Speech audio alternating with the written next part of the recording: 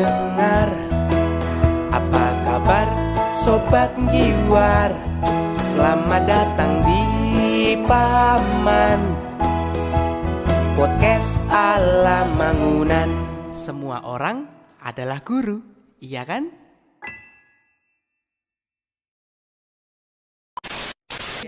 Saya nonton film dengan penerjemah Romo Mangun. Keren loh.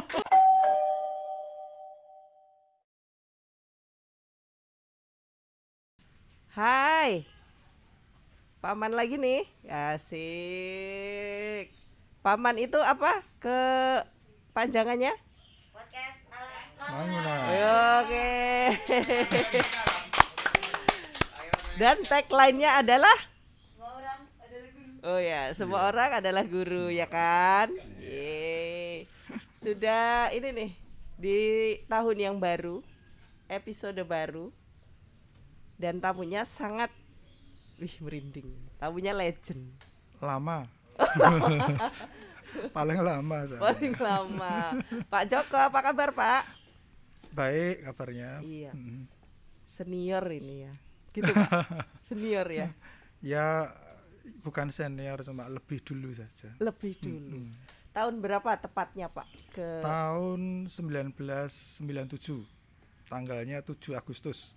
Ya, inget loh. Iya, karena spesial itu. 7 Agustus 97. Iya, betul. Berarti berjumpa dengan beliaunya ya, Romo Iya, Mangun betul. ya, Pak ya. Iya. Kenapa dulu itu awalnya bergabung di itu langsung di sekolah atau di dinamika edukasi Di dasar? dinamika edukasi dasar dulu. Gimana ceritanya, Pak? Iya, jadi sebenarnya perjumpaannya tidak sengaja ya. Jadi waktu itu yang lebih dulu mengenal itu adik saya. Terus kemudian Romo Mangun itu butuh karyawan gitu. Kemudian saya main ke Kewera dan Romo Mangun cuma mengatakan, kamu mau belajar enggak itu? Belajar sambil bekerja sambil belajar gitu maksudnya. Jadi oke, kalau kamu suka ya dicoba dulu 3 bulan gitu. Oh, waktu itu sebagai apa? Waktu itu saya membantu Romo Mangun pribadi, juga membantu teman-teman di lab yang waktu itu namanya pengembang ya. Ya. Jadi dulu teman-teman lab itu posisinya namanya pengembang bidang studi. Ada pengembang matematika atau yang dikenal dengan pluspun dari Belanda itu. Pluspun ya. Terus kemudian bahasa Indonesia, IPS. Nah, di dalam IPS itu ada perspektif. Kemudian ada IPA juga. Kalau di bahasa Indonesia itu ada buku bagus ya. Buku bagus. Ya, terus kemudian majalah meja juga. Oke. Nah, saya posisi membantu di alat peraga. Oh, membuat Ya, membantu di situ. APE-nya ya, alat peraga edukatif. Iya, kalau dengan membantu Romo Mangun itu mengetik naskah-naskah lama. Jadi naskah-naskah lama itu kan masih ketik manual, yaitu didigitalkan. Dengan komputer. Iya, ya. betul. Itu naskah-naskahnya tulisan Romo Mangun. Iya, betul. Oh, gitu. Jadi waktu itu memang basic pendidikannya di seputar hal itu gitu, Pak? Enggak, saya waktu masuk ke Wera waktu itu lulusan SMA.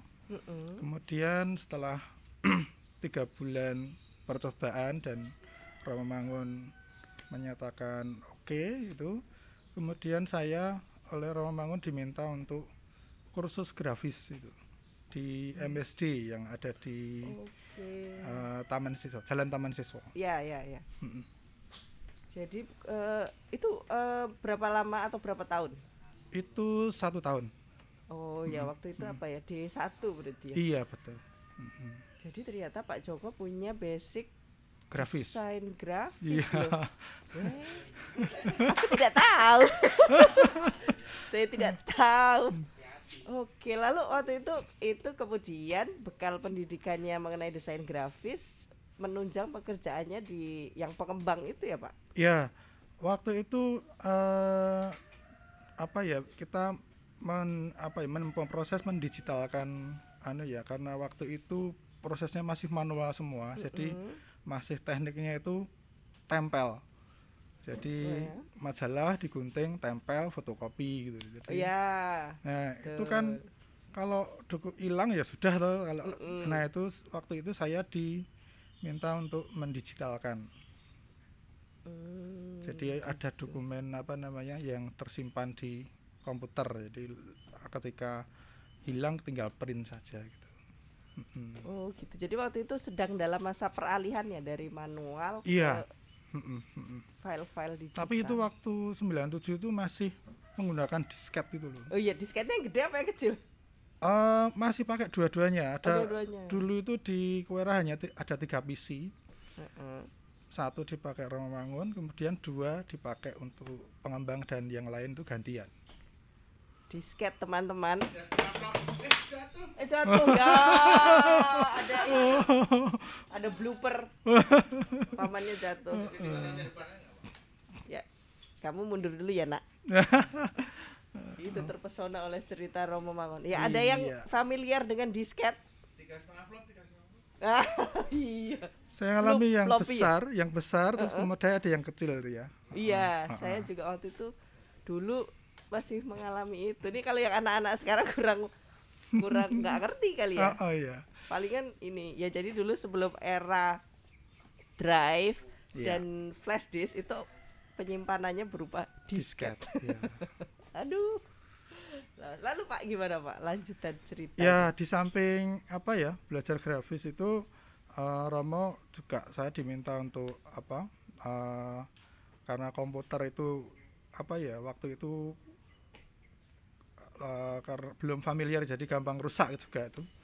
Itu saya diminta untuk belajar tentang hardware software lah untuk bisa install atau bisa memperbaiki sendiri. Jadi waktu itu ada link dari Romo itu ke penerbit percetakan Kanisius. Jadi saya dikenalkan dengan teknisinya penerbit percetakan yang namanya dulu saya agak lupa itu. Belajar di belajar di. Jadi ketika ada sesuatu saya larinya ke Kanisius. Oke. Sampai akhirnya karena gini Pak Joko itu sampai sekarang itu sangat tertarik di IT, khususnya saat ini sedang jaringan internet ya Pak. Itu berarti bermula dari situ atau gimana? Ya memang dari awal itu Romomangun kamu suka komputer enggak gitu loh. Jadi ketika saya mengatakan suka Romo, ya udah itu digeluti aja gitu. Jadi memang terus kemudian yang berkaitan dengan komputer itu dipasrahkan saya waktu itu. Sampai sekarang kalau internetnya sekolah bermasalah larinya Pak Joko gitu. Tapi akhirnya kemudian hal itu yang terus Pak Joko geluti juga sampai sekarang ya, karena kayak gini, kayak di Mangunan itu kan anak-anak kemudian diarahkan untuk melihat potensimu apa gitu. Nah waktu itu Romomangun melakukan itu juga ke guru dan karyawannya ya. Iya. Jadi masing-masing mengenali bakatnya. Iya akhirnya. Betul. Di potensinya apa itu silahkan dikembangkan gitu ya. Oke, lalu Pak Joko berarti berdinamika di Kuwera berapa lama waktu itu? Sampai tahun 2000 ya. Jadi peninggal Romo itu tahun 99 ya, Februari itu. Kemudian kita sempat karena idenya itu dari Romo itu sempat terhenti ya. Jadi kita hanya melakukan yang rutin saja waktu itu. Kemudian tahun 2000 itu mulai keuskupan mengambil alih. Jadi kemudian saya diperbantukan di SD Mangunan untuk membantu teman-teman guru. Nah, waktu itu teman-teman guru itu belum ada yang bisa komputer ya. Jadi saya membimbing mereka untuk bisa menggunakan komputer. Tapi jadi guru kelas juga nggak Pak? Enggak pernah. Oh, cuma mendampingi teman-teman. Tapi secara informal ya tetap dengan anak-anak itu juga anak-anak tertarik dengan komputer. Jadi saya juga. Jadi guru komputernya anak-anak Tapi ya. tidak formal. Iya, tidak secara langsung tapi Iya. tetap ada dinamika dengan. Lalu sejak itu seterusnya kemudian di SD Iya, betul. sampai sekarang. Iya. Lalu dari waktu itu Pak, dari ini ya, dari komputer ya kan, lalu ke administrasi itu bagaimana ceritanya? Ya, jadi karena di sekolah otomatis kan pekerjaannya banyak di admin ya. Karena waktu itu guru-guru menggunakan komputer aja belum bisa, jadi saya membantu dari RPP, terus kemudian itu kan masih tulis tangan, jadi saya yang mendigitalkan. Jadi kemudian LK itu juga saya membantu di situ. Lalu nyambung kemudian ke keuangan. Keuangan lah itu kok. Ya. Kok bisa gitu? Jadi waktu itu omsetnya kan masih sangat sedikit, jadi masih di double kepala sekolah. Jadi omsetnya itu masih sangat kecil ya, kurang dari 1 juta waktu itu, karena anak itu SPP-nya juga masih hanya, karena waktu itu benar-benar untuk kalangan anak miskin di sekitar Mangunan. Ya.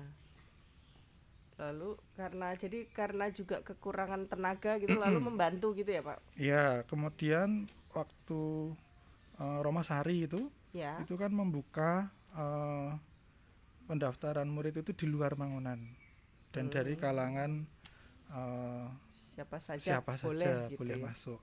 Nah itu kan kemudian mulailah lebih banyak siswa dan otomatis juga administrasi dan keuangan lebih sibuk. Nah, saya diperbantukan di situ sampai akhirnya sekarang menjadi apa sih ini, koordinator admin apa sih Pak Joko nih? Koordinator keuangan sekolah Mangunan. Oh, koordinator keuangan untuk seluruh unit ya? Iya, sekolah Mangunan terutama. Sekolah Mangunan terutama. Oke, perjalanan yang panjang ya Pak, dari pengembang kemudian dulu bukan pengembang kalau saya ya.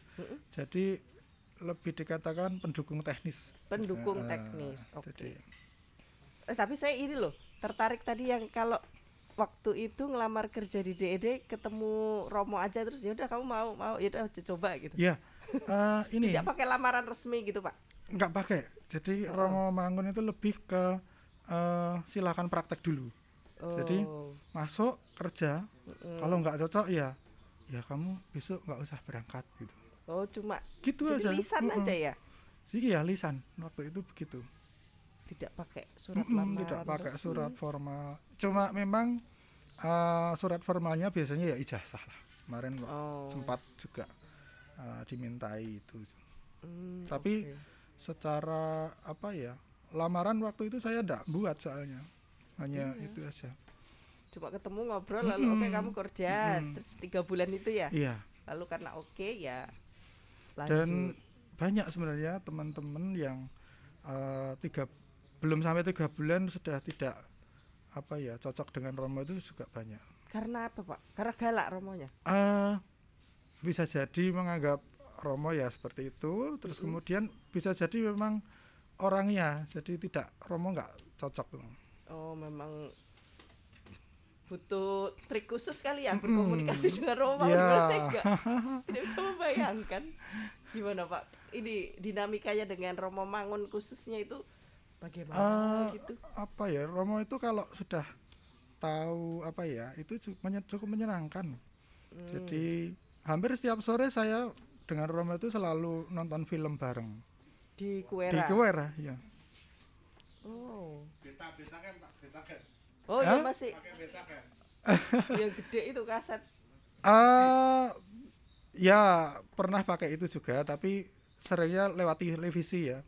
Yang paling menarik itu kalau pas film Perang Dunia Kedua itu kan bahasa Jerman.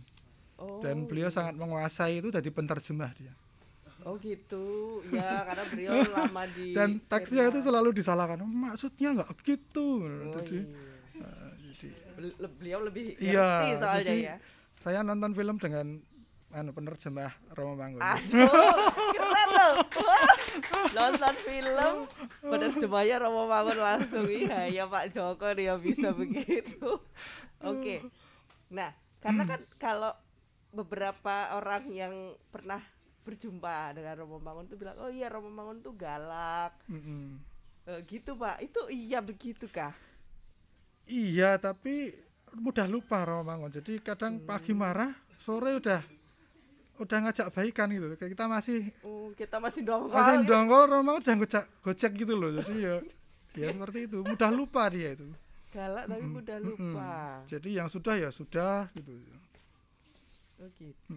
Tapi lucu nggak sih Pak? Saya tuh membayangkan kok kalau dari foto-fotonya gitu kok kayak lucu, tapi kok belum pernah ada yang bilang Romo Mangun lucu sih. Lucu, tapi kalau ngalamin ya berat saya turun 5 kg waktu itu.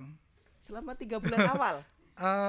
Saya setahun itu turun. Ya mungkin karena aktivitasnya saya juga bertambah sih, tidak hanya waktu itu saya juga di samping bekerja itu sore sampai malam tuh di MSD. Itu kursusnya sampai jam 10 malam. Oh capek juga ya.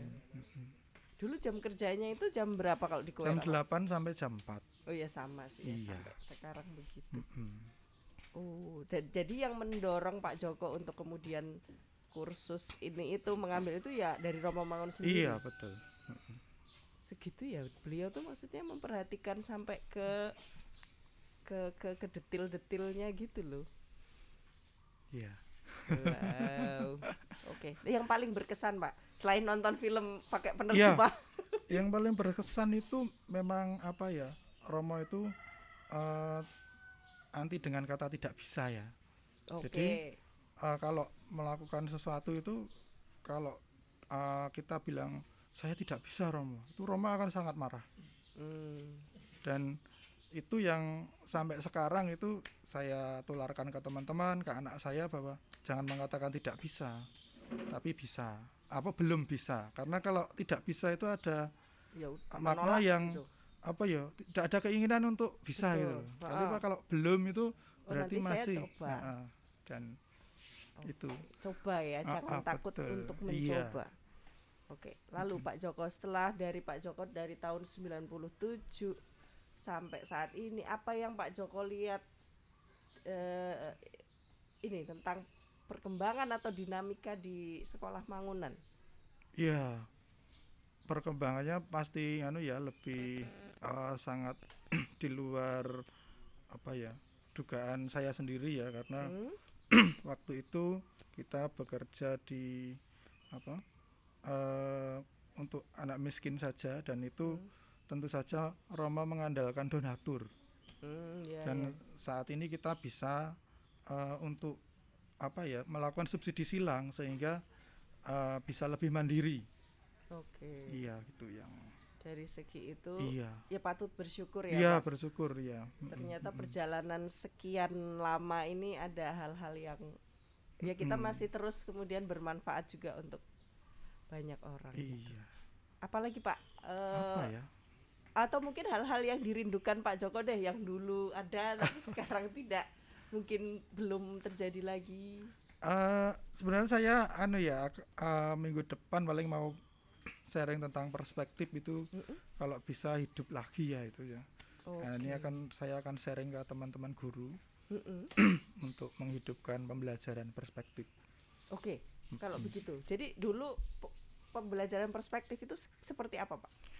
Pembelajaran perspektif itu sebenarnya kan itu langkah awal menuju pembelajaran peta.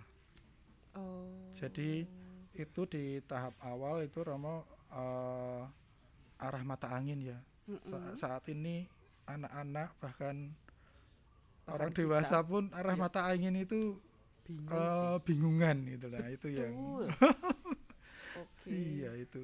Jadi itu lebih kayak ke orientasi gitu ya Pak? Iya, orientasi jadi arah orientasi arah, kemudian logika ruang. Terus sebuah benda itu dilihat dari sisi yang berbeda itu akan berbeda juga. Oh, dulu tuh ada itu ya? Iya. Di sekolah kita. Perspektif. Menarik. Iya. Sepertinya saya juga penasaran nih kalau ada lagi, wow lah. Nanti ikut menyimak. sharing saya di Kamis besok. Ya, di acara apakah ini? Di jadwal? Itu di Sinau Sesarengan kalau nggak salah. Di teman-teman SD ya? Di teman-teman SD ya. Oh, siap, kita simak nanti ya. Akan kita kabarkan seperti apa itu perspektif. Baik, Pak Joko, terima kasih untuk waktunya. Tapi sebelum kita akhiri, Iya. pingin ini dong Pak Joko, satu kalimat atau satu hal yang mungkin bisa disampaikan setelah pengalaman Pak Joko selama ini begitu. Iya. Pengalaman saya yang itu tidak berhenti belajar ya. Jadi kita tiap hari itu selalu belajar. Dan memang yang dikatakan orang bahwa belajar itu terus menerus sampai kita akan sampai usia kita nanti menutup mata itu kita akan belajar terus. Jangan berhenti belajar. Ya, jangan berhenti belajar. Iya. Gitu.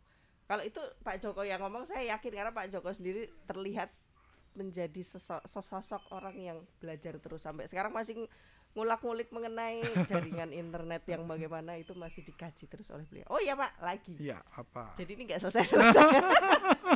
Pak Joko, saya itu kan pernah karena pernah membaca tulisan Pak Joko di Buletin Simangun. Ya, ini sekaligus pesan sponsor. Yang belum baca ya. Jadi Pak Joko itu punya banyak tulisan yang dikirimkan ke redaksi. Memang belum semua kita tayangkan ya. Iya. Dan saya membacanya tuh ini. Pak Joko tulisannya bagus, enak dibaca, kata-katanya mudah dipahami gitu. Suka menulis atau suka membaca? Sebenarnya tidak begitu ya. Menulis itu saya kurang begitu kadang ketika menulis itu belum kurang terbiasa saya. Jadi lebih ke ketika menulis itu kok rasanya gitu loh, salah terus gitu loh, ingin diulang gitu. Tapi kalau sudah menulis itu mengalir gitu. Iya, karena dari tulisan-tulisan Pak Joko tuh kata-katanya enak gitu. Kalau typo ini ya bukan masuk inilah intinya. Oke. Menulis, membaca. Ada buku yang sedang dibaca, artikel sedang dibaca saat ini? Kalau buku apa ya? Atau belum sedang berkutat mempelajari hal yang baru? Atau masih di internet tadi? Belum, ini masih persiapan membuat RAPBS itu. Wah, ini membaca angka-angka kalau gitu ya. Membaca neraca begitu. Oke, siap. Terima kasih Pak Joko untuk kehadirannya. Semangat melanjutkan tugas. Oke. Terima kasih untuk sharingnya dan ditunggu tentang perspektifnya tadi. Oke, siap. Oke, terima kasih teman-teman. Tetap dukung YouTube Sekolah Eksperimental Mangunan. Jangan lupa klik like, subscribe, dan komen ya. Dadah.